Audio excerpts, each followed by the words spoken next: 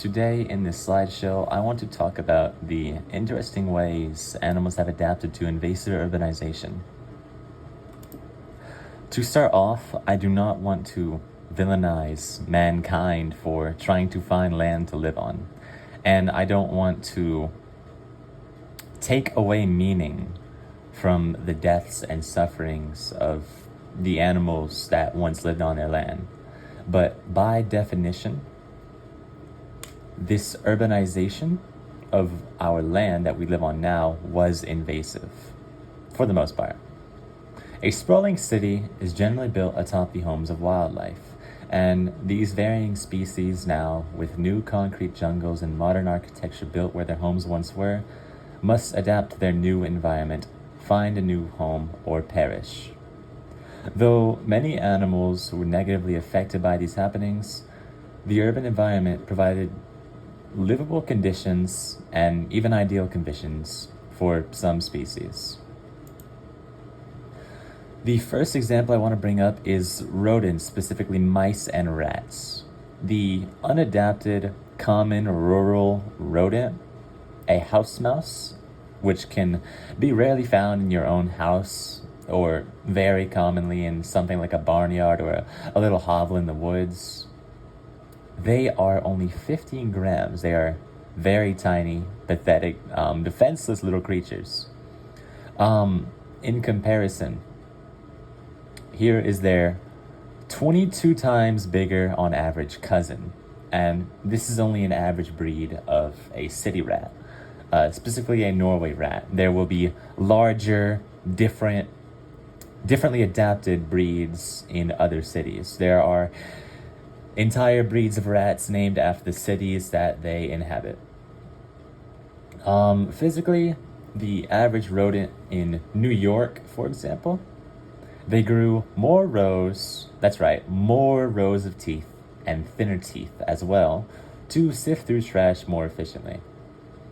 Their coats grew very dark. You can see the difference here because this one was trying to blend in with sticks and dirt, and this one was trying to blend in with dirty water and shadows in the alleyways and in the gutters and the sewers.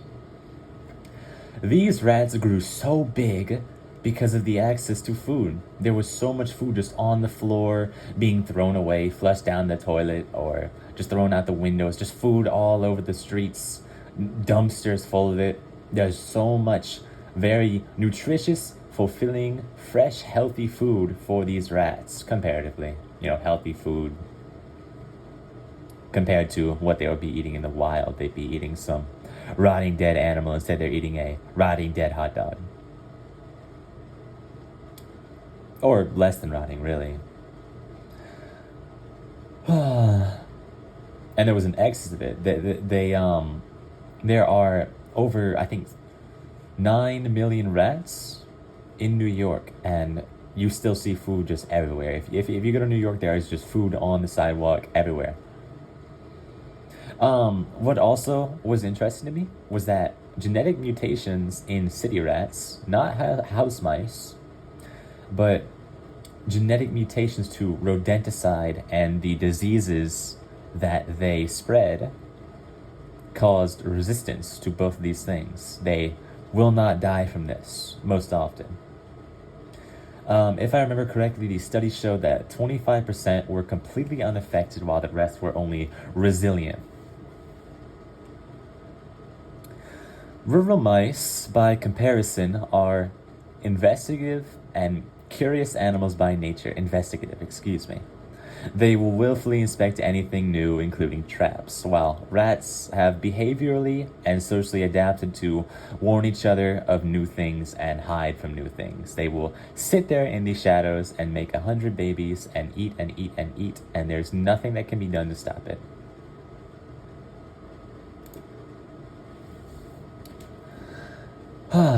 Pigeons. Pigeons come from the wild rock dove, a bird that originally dwelt on the cliffs and shorelines of the islands where New York City was built. These pigeons grew over time more colorful and a little bit fatter. due to the near complete absence of predators, allowing them total comfort and safe rest pretty much anywhere because the humans have no desire to hurt them. The ledges everywhere built by the humans. How many ledges do you see in this picture? Just look at that. They could rest on every single one of those archways. Really, the whole flat surface ground, that's good for them too. And just all these telephone poles and streetlights everywhere, completely safe. All of these are healthy and well-fed and happy. They're all doing little mating dances. They have mating year-round, so they just keep on growing and growing their population. Currently, there is over 9 million pigeons. A much more set number than the rats, because the rats are constantly dying en masse and rising en masse. But the pigeons live safely, and everyone loves them. They're a part of New York City's identity.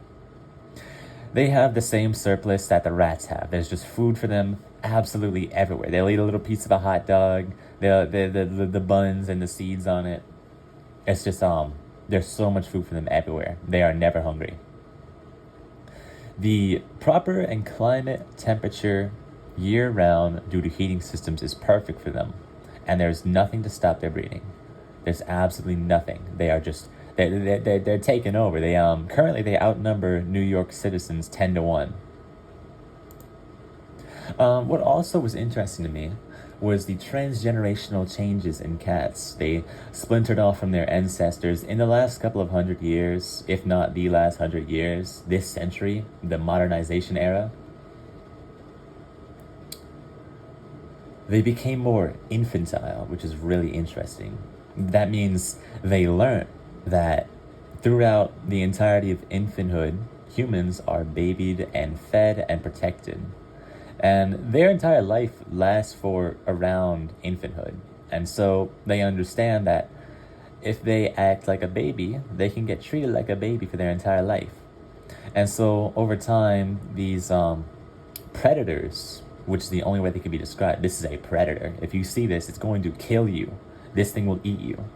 They became babies. Look, their sharp jawlines and thin, little glaring evil eyes became big old baby eyes and little box-like snouts. Their coat lost all meaning. It's practically vestigial at this point because the average living space for a cat is a proper temperature year-round, while they need their coat for the cold nights and to blend in the environment. Their coat today only serves as a marker for genetic history. In conclusion, while some species have managed to adapt and even flourish under urbanization, it is undeniable that the careless construction atop the homes of these creatures has led to the deaths, endangerment, and extinction of many species.